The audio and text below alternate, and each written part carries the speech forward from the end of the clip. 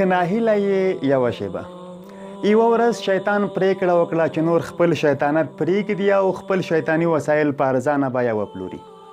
خلک راټول شول. شیطان خپل شیطاني وسایل لکه شهوت، کبر، درواغ، حسد، کینه او نور شیطاني وسایل د پلور لپاره ایښي وو. د دې ټولو ترڅنګ یو ډېر زوړ شی هم له ده سره موجود و. چا ورڅخه وپوښتل هغه څه دي؟ شیطان ورته وویل دا ناهیلي ده.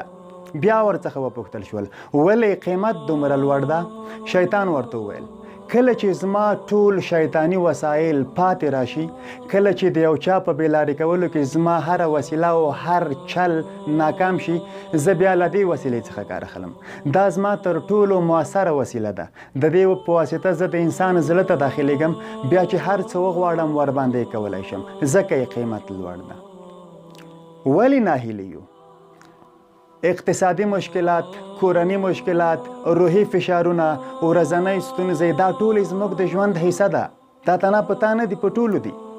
ولې موږ باید ناهیلي شو؟ له هرې تیارې نه وروسته رڼا راتلونکې ده او له هرې سختۍ وروسته اساني راځي. موږ په دې باوري یو. بل دا چې موږ تاسې مسلمانان یو. الله جل جلاله فرمایي چې زما له رحمته مسلمان نه ناهیلی کېږي، فقط او فقط کافر ناهیلی کېږي. بې درده